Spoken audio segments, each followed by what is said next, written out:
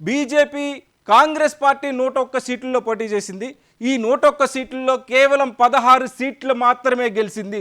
ఒకవేళ మీరు అనుకున్నట్లు కొద్దిగా తారుమారైన ఓటింగ్ పర్సంటేజ్ కూడా మీకు చూపిస్తా.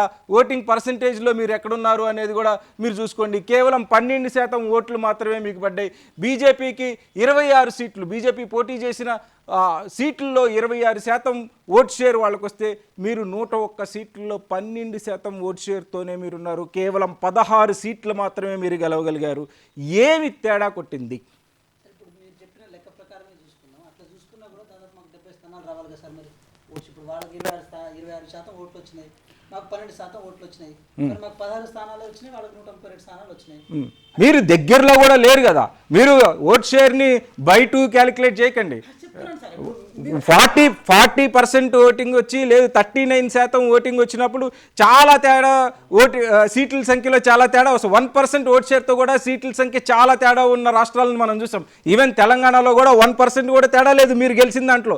కానీ సీట్ల సంఖ్య ఎంతో మీకు తెలుసు కదా. నేను మాట చెప్తున్నాను సార్, మేము తగ్గడానికి మీరు కారణం చూపించినప్పుడు వాళ్ళు పెరగడానికి కూడా కారణాలు ఉంటాయి కదా.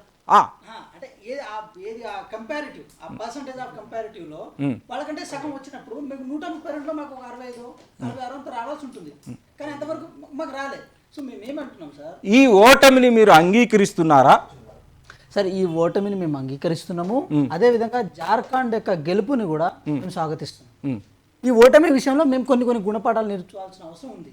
అలాగని చెప్పి ఆ ఓటమికి మా నాయకత్వం పూర్తిగా కారణమని చెప్పడానికి కూడా లేదు సార్. అయితే ఇక్కడ ఆదాని అనే ఒక అతీత శక్తి, ఇక్కడ ఆర్బిట్రేషన్ మేనర్లో తను దూరడము.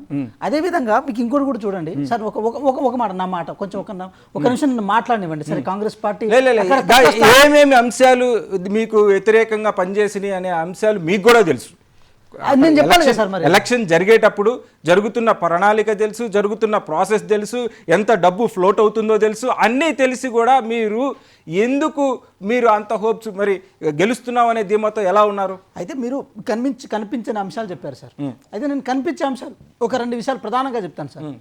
ఈ ప్రజాస్వామ్యంలో ఎలక్షన్ మేనేజ్మెంట్ అని మనం అనుకుంటే ప్రధానంగా అక్కడ పనిచేసే విషయం ఏంటంటే సార్, గుర్తులు, వ్యక్తులకు గుర్తులకు మధ్య ఒక అవినాభావ సంబంధం ఉన్నప్పుడు ప్రజలు ఎన్నుకోవడానికి ఈజీ అవుతుంది సార్.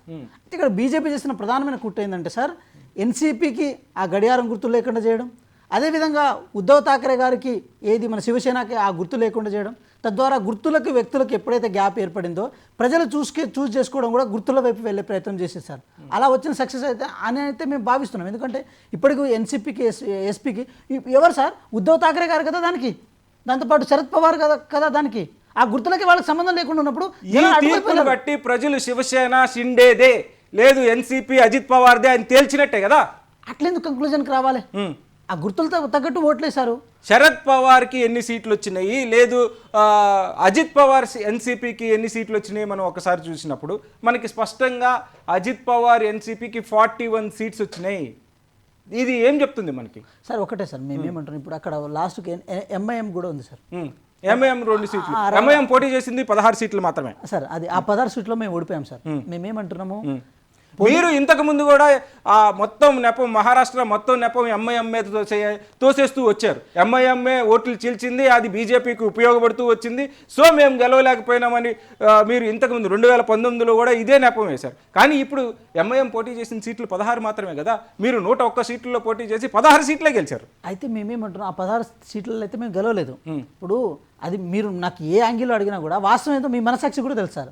ఇక్కడ కొన్ని దళిత ఓట్స్, పర్టికులర్గా బీఎస్పీ కూడా అక్కడ పోటీ చేయడము, దాంతోపాటు ప్రకాష్ అంబేద్కర్ గారు ఒక పార్టీని పెట్టి వారు కూడా పోటీ చేయడం, తద్వారా ఏమైందంటే దళిత ఓట్లు కానీ, ముస్లిం ఓట్లు కానీ, మైనార్టీ ఓట్లు అన్నీ ఒకసారి కన్సాలిడేట్ అయినాయి సార్.